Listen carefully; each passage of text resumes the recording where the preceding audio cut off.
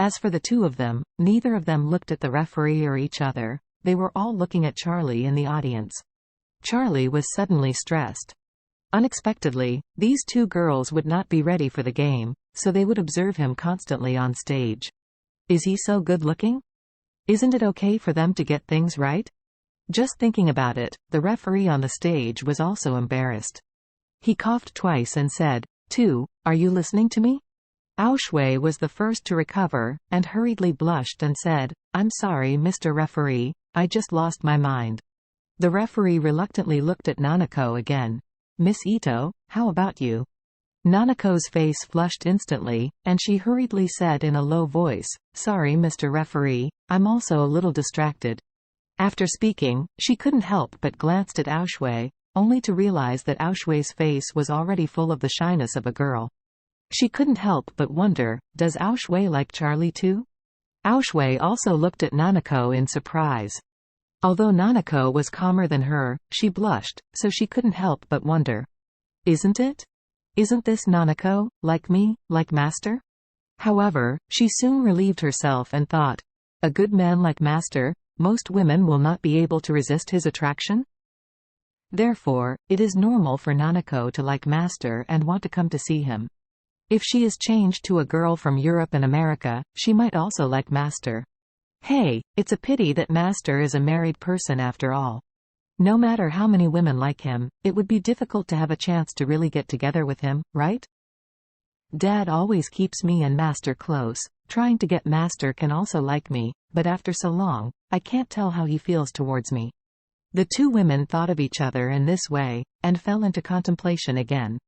The referee thought that he had brought their attention back, and he murmured a lot, and then found that neither of them looked at him, as if they were both in a state of absent-mindedness. He couldn't help but get a little big head and asked, "Do you understand?" Nanako hurriedly said, "Sorry, what did you just say?" Ao Shui also looked embarrassed. The referee took it and said in a low voice, "You two, you are both top female Sanda fighters. You have passed all the way to the finals. In the finals. So many audiences and multimedia reporters are watching you both." "What?" Ao Shui said apologetically, "Please rest assured, referee, we will have a good game, we must." Nanako also stuck out her tongue and said seriously, "Referee, we are ready." The referee nodded and said, "Neither of you has a coach to accompany you today?" "Yes." The two nodded at the same time. Ao Shui's coach was Charlie, but Charlie went to the auditorium today and did not coach her in front of the ring. And Nanako's coach was still lying on the hospital bed watching the live broadcast, so neither of them had a coach to follow today. So the referee said seriously, "Both of them are masters, and they know that they have no eyes. So when the game starts, if you get injured, try to accurately judge your situation. Don't insist blindly. If you can't hold it, please tell me immediately. I'll stop the game in time, understand?" Usually, when the game reaches a critical moment, or the player reaches a very critical moment, the coach is the one who throws the towel and declares defeat. However, if the coach is not on the court, it depends on the players themselves. But sometimes the players are blinded by their own play, or are seriously injured and can't react at all. This makes it easy to be seriously injured by the opponent, so the coach reminds them that they must not hold on at critical moments. Both of them nodded seriously. So, the referee announced loudly, "Okay, the game begins."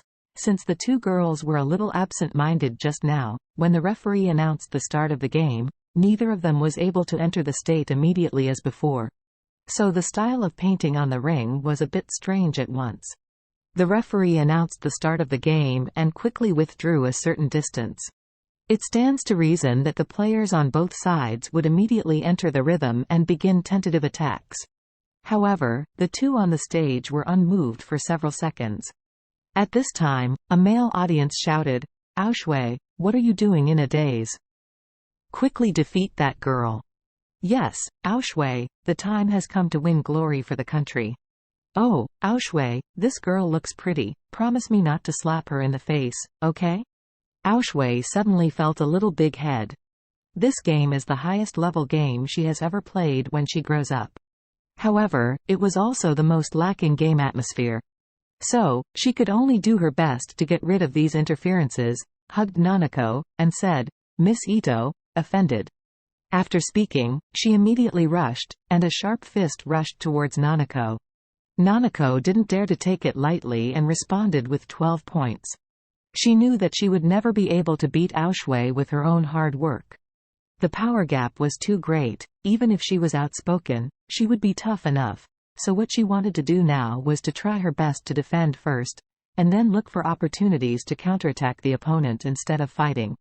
Injury to the opponent, only to be able to score technically from the referee. Even if you lose, you cannot lose too thoroughly. So, she backed her legs extremely quickly, turned her hands into palms, and met Aoshui's fist with her soft palms, and immediately after the moment she touched her, she quickly followed the opponent's strength and accelerated her retreat. In an instant, it was already avoided her attack. Aoshui didn't expect that Nanako would use such a soft and strong way to ease her own struggling blow, and she couldn't help but be secretly surprised. Nanako's coping style shows that her experience is extraordinary. The fist itself is very hard. If given enough strength and speed, the fist is very aggressive and lethal. At this time, no matter you use any part of your body to force the opponent's fist, you must first carry all the opponent's strength. It's like a fast-moving car about to hit a hard wall. The people in the car simply cannot withstand the huge force of the flesh and blood hitting the steering wheel of the car at the moment of the collision.